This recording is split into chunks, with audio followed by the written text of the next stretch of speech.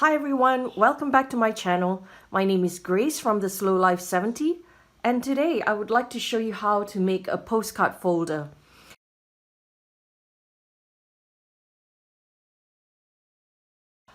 It is important to note that the flap is at the top and not opening at the side. I just found that it was easier to work with the flap being on top than the side.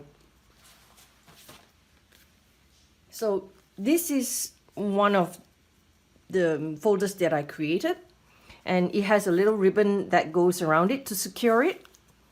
You can see that the side, this was actually an old bed sheet which I cut out and I tea dyed it with tea, and I sewed around it to make it look, like it had some decoration on it.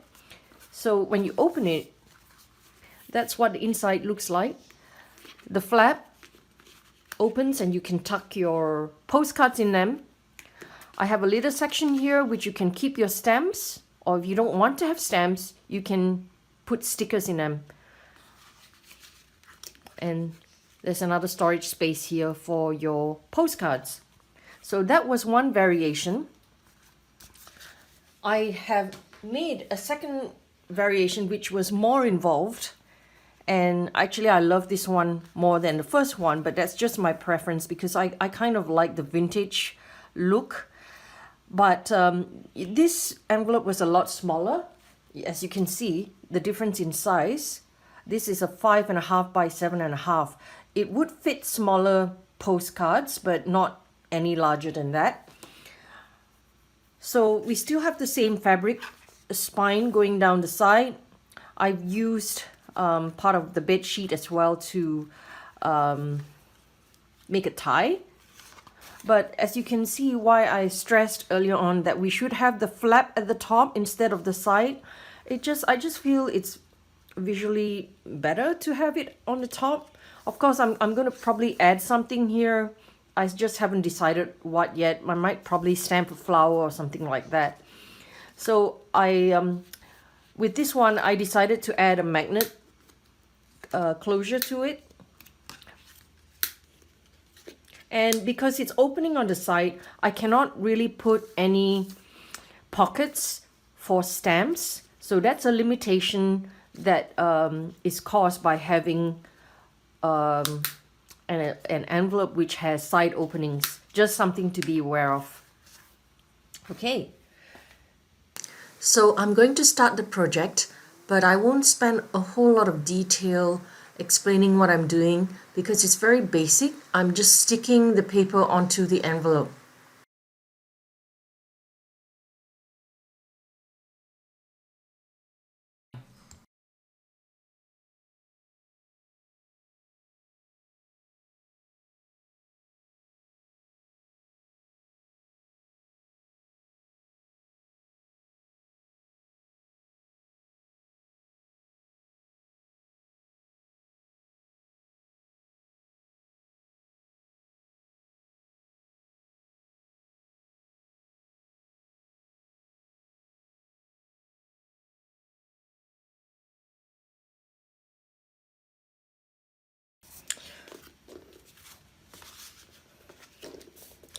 Now, I wanted to mention that ordinarily I wouldn't have put anything on the underside of the flap, but because a lot of envelopes have a sticky part here, and there is a real danger that, well, this one, if you peel this off, it's definitely going to stick on your surface. Or for some of those, you may not even have this, but you have a little layer of glue which you add water and it will stick. So to prevent that from accidentally sticking onto your nice paper in the future, I decided to just cut a spare piece of cardboard and stick it onto here to prevent any stickiness happening. As you can see, it's already stuck, but I'm not going to just leave it as that because you still be able to come off. So I'm going to add glue to it. So I've decided that I want this to be the front because it's prettier, and this will be the back. Okay. Now let's start working on the spine. Okay.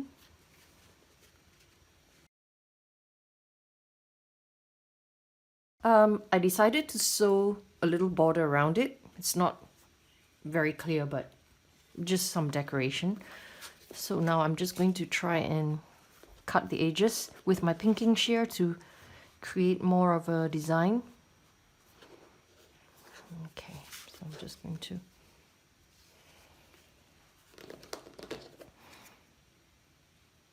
Okay, I wanted to talk about the next part of the spine. Here, I'm going to be creating the spine as well as the closure at the same time.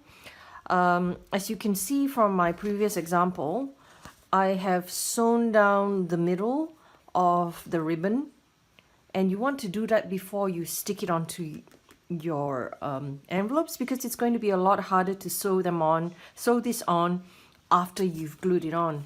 So you can see that I've done it for this one. I actually have the ribbon on the outside hanging loosely like that, and it is a lot easier to create than the other one where I had the ribbon going underneath the cardstock. So this was a more involved process. Of course you could do it, but it's a little bit different, and I won't talk about this so much today because personally this was a very involved, the spine was very involved. I found it kind of difficult to explain it or even to do it myself, but you know, it basically you wouldn't be sewing on the outside, you'll be sewing on the inside, and then trying to, you know, I had to glue down the cardstock first, but I left a gap in the center with no glue so that I could fish it out through here. So, you know, there are ways to do it, and of course the good thing about this is that you don't see the ribbon blocking your nice paper or decoupage, which is why I kind of use larger prints here so that if the ribbon blocks the print, it doesn't matter very much. So I'm going to now mark the middle. So I'm just going to open it up here. I'm going to talk to myself for a bit. I've decided I want to leave a gap of about 1/4 of an inch in the center. And I'm just going to kind of mark the center where I want to sew. Well, let me just turn it this way so that I can mark clearly.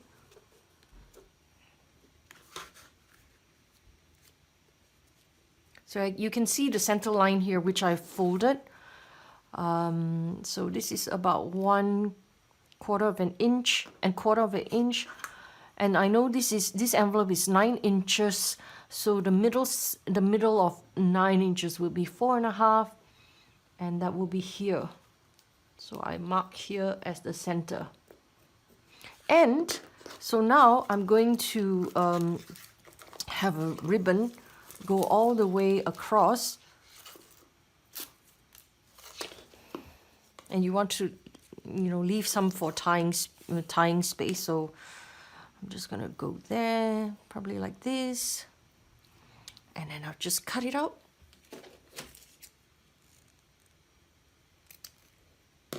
So I will take this to the sewing machine and make sure that you sew on the right side of the fabric, meaning not the wrong side. So sew on the right side, which is the top side of the fabric, and mark the center so that they're both even. So I made a little fold here, and I'm just going to take this to the sewing machine and bring it back. Okay, I'm back. I've sewn the ribbon onto the center of the spine. I'm going to flip it around and glue this onto the envelopes. Centering it here. Oops, sorry about knocking the camera.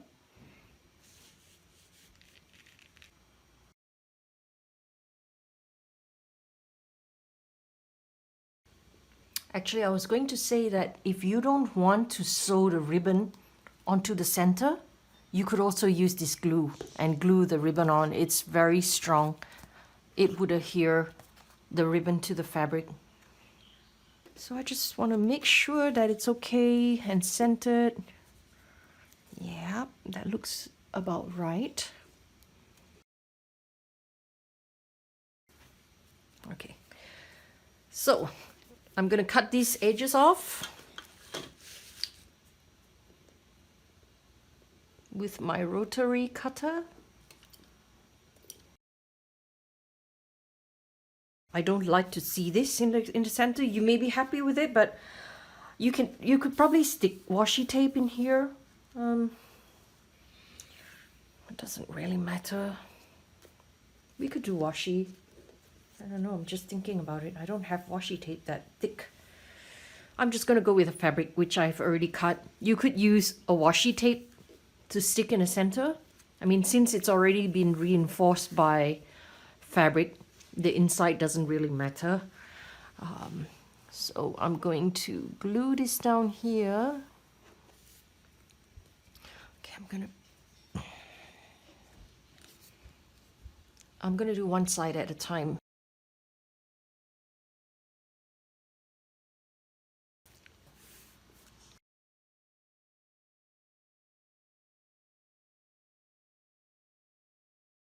I didn't put any magnets here. You could if you wanted to, you know, as the added step. Before you stick this layer on, you would stick a magnet here and stick a magnet here and then put your scrapbook paper over it and to conceal it. So I hope you understand what I mean. I just didn't want to fuss around with putting a magnet for this tutorial. So you can see in here, I put the magnet first, then I stuck this piece of cardstock over it. And the same here as well, I stuck a little magnet underneath so that it's hidden. I did all of this before sticking on the cardstock. But here, I found that the weight of the two, you know, you've got cardstock on the top and you've got cardstock at the bottom, and it's a very small flap, so it closes quite easily on its own. And when you fold them shut, they're not going to, you know, flap around inside. So they're held together quite securely, unlike the side ones, which is why I prefer to work with the ones that have the opening on the top. So imagine, I mean, if you had this big opening on the side and you try to close it, it might, you know, sometimes fall over. I just find it more complicated to work with the larger side openings. That's why I felt that this one, the magnet was necessary. Okay, so now we are done with the construction of the postcard holder. Now all we have to do is to add a little pocket for you to have your stamp pockets, and then you can decorate the front by adding your own nameplate for it. So I'm going to fast forward this section because it's very simple to do, and there are tons of tutorials out there that teach you how to add your own layers of name cards and or book plates, and also tons of tutorials that show you how to add a pocket. So I'm just going to fast forward this, and I hope that you've enjoyed my tutorial and found it useful. Please follow me on Instagram, theslowlife70, and tag me if you've made a postcard folder. I'd love to see your creations. Thank you so much, and I'll see you again sometime soon.